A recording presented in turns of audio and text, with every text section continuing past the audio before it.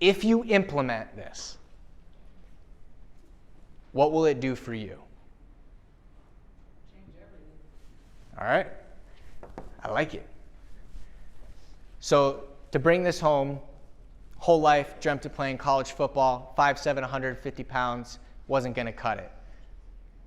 Went to a small school named Jacksonville University. It was the only school I could go to. It was the only school that would give me a chance to play. It's not Division I. They do not give any athletic scholarships.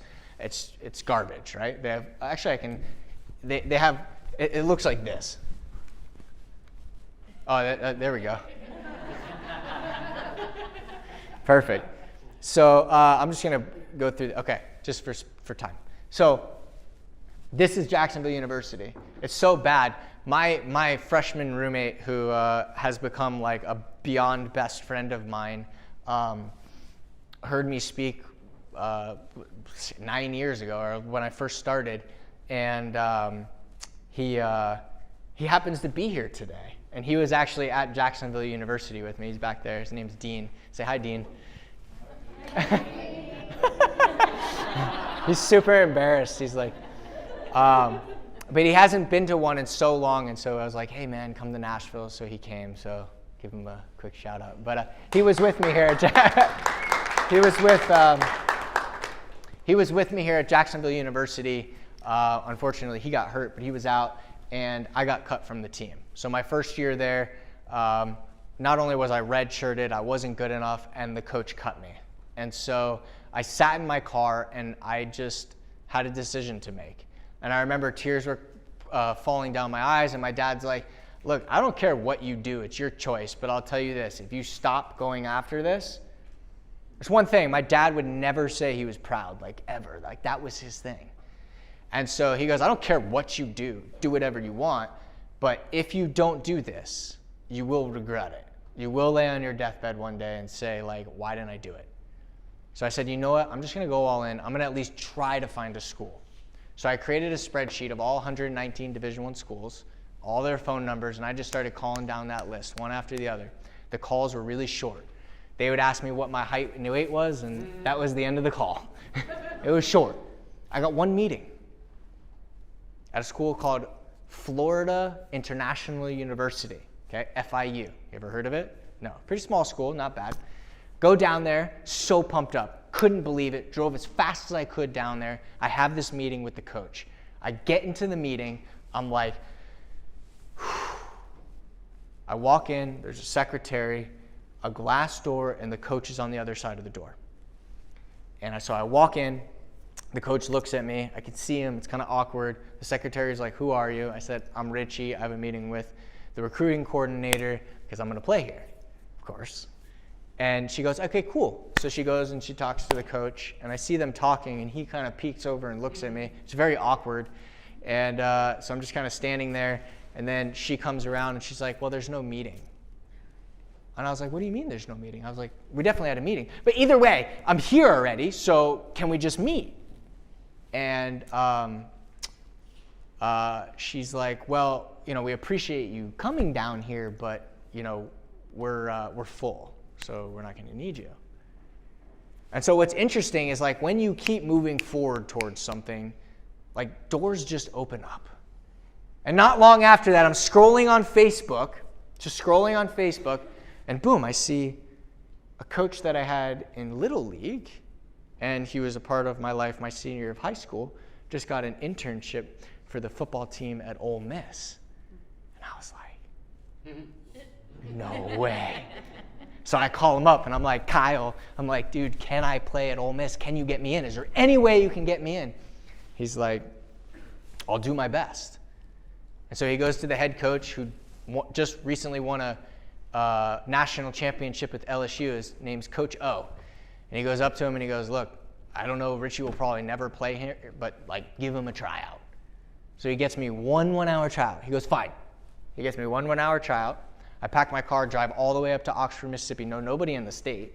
I'm scared out of my mind, like, zero belief. I'm like, you know, trying to just stay focused on what's in front of me. I'm sitting on the floor, putting on my cleats for this one 1-hour tryout, and Kyle comes up to me. I'm like, can't breathe, you know what I mean? Like, All these guys are way bigger than me. I'm sitting there putting on my cleats, and he comes up to me and he's like, "You ready to go?" Like a big smile, like, "Ready to go?" And I'm like, "Yeah, yeah." And he's like, "Okay, cool. All you have to do is just do the trial well. That's it. That's all you got to do." I was like, that makes sense. All I need to do is just do this trial well. So I just go as hard as I could. I did the trial, and I leave, and I'm like, man, I don't know. Did I make the team? Did I not make the team? I don't know. Phone rings. It's Kyle. He goes, "You want the good news first or the bad news?" I was like, "Just give me the bad news. Get it over with." He goes, "You didn't make the team." I was like, "Kyle, you better give me that good news right now." Like, you better give me that good news right now. And he goes, "You didn't make the team, but the coaches have decided that they're going to give you a one-week tryout." And the only reason I got that tryout was because Kyle went to Coach Ogeron and he said, "He will never play here. I doubt it, but I promise you he'll make everybody around him better. Just give him a chance." And so during that 1 week, there's something my dad always said, and it always stuck with me. He said, 3 things: listen to the coach, keep your mouth shut, and have the dirtiest uniform on the field. Like, do those 3 things in wrestling, right? So it's like, all right, so for that, all I could do. I knew I wasn't the best. I didn't fit in. But if I just did those 3 things, I'd have a shot. So I did those 3 things, and every day I walked through that tunnel when I was scared out of my mind, and the only thing that mattered was the play in front of me.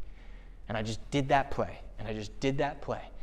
And a week later, the head coach comes up to me, and this is how I got the nickname Relentless Richie, and he comes up to me. He's like, "Oh, you're Relentless Richie." He's like, "All my defensive linemen hate you." I'm like, "Why?" And he's like, "Because you actually make them work." Because I was on offensive scout team, right? And I was running around fast, and everyone else is lazy. And you're like, "You're making my defensive line work. You got a spot on this team." At the end of the year, I built this whole reputation up. Boom, coach gets fired. You got to be kidding me. So I come back for a team meeting. We had this team meeting. Literally, they have a clipboard. My name wasn't even on the list. I wasn't even on the team anymore. And to make a long story short, for the next 3 years, 2 years, we used to have this practice squad list that was posted every Thursday after practice. And all I wanted to do was get on that list, because that means I get to run out of the tunnel. I may have a chance to play in a game. So it was posted every Thursday. And every Thursday after practice, I would run to go see this list. And my name was never on it. And after 2 years, I decided to do what anybody else would do, right? I decided to quit. Like, there's no way I'm ever going to play here. This is pointless. And I got a call with my dad and did the same thing he did before. He goes, "Look, if you don't do it, you're going to regret it. I don't care what you do. Do whatever you want. But you're going to regret it." I was like, "Screw it. Fine. What's the next play? Let's go." So I went in. I had 1 year left. This was it. I had to get on that list or it was a waste. I didn't have to worry about playing. I didn't have to worry about earning a spot on offense. All I had to do was get on that list. And so I found a spot on special teams. And so someone said, "Hey, you had to have been the punt returner." No. Wait. Then maybe you were the kick returner, the guy that catches it and runs for a touchdown? No. Then you had to be the gunner, right? That's the guy that runs down the field as fast as they can and tackles the guy. No. So what were you? Ready? The field goal holder. But you know what? I got on the list. And that's all that matters. So I got on the list. And some of the new recruits that were supposed to come in that summer didn't show up. We go into training camp, and about halfway through camp, I then earn a spot on offense. What I mean by that is this. There's 6 receivers that play in the game. 8 are a part of practice. Everyone else is on the scout team. I worked my way from literally not on the list to somewhere around 18, I was number 7. And that was the dream. Run out of the tunnel, get a catch. Like, I had to do it.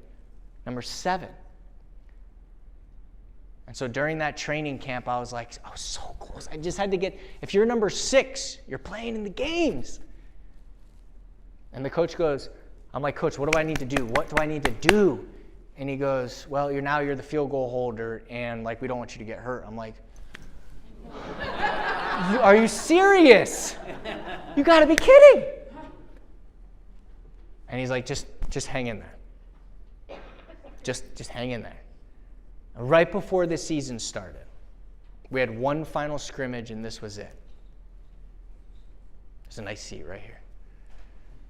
This was it, like literally the last scrimmage, the last chance.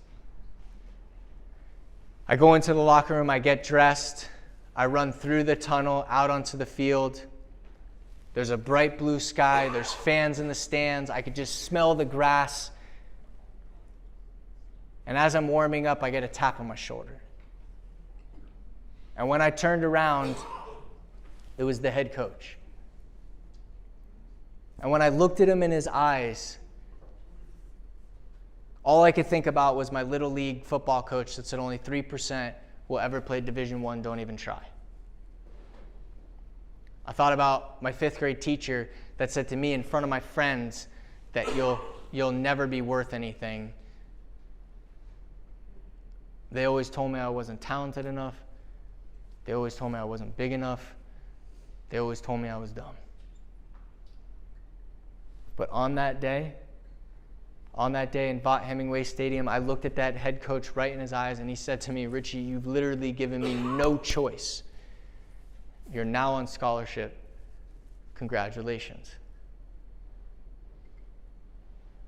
I couldn't believe it. I was like, what? Like, this was like the dream. And so I go through this scrimmage,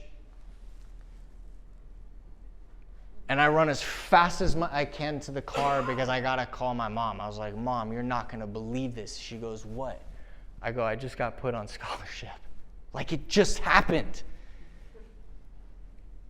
And I was like, I got to call Dad. And I hang up the phone and I call my dad, and I was like, Dad, you're not going to believe it. He goes, what? And it was the one thing I had wanted him to say since I was in Little League. And he looked at me, he said to me, I'm proud of you. That was the only reason for the 12 years or 15 years I just wanted him to say that. And so as you're sitting here today, why realize your potential? Because it's hard. And you're going to get your ass kicked. And there's going to be days where you don't know what you can do and what you should do. But when you do, how will that make you feel? What will it do for you? And why should you do it?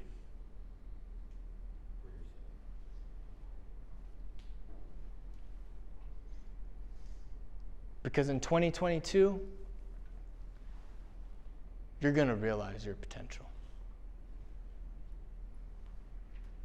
The day I tried out, there was 23 guys that tried out with me.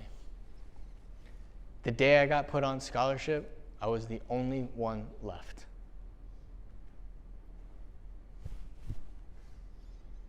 I got to play in all 12 games my senior year, run out of the tunnel at Alabama and LSU, and had SEC catches and the whole 9. I just kept moving forward on the next play.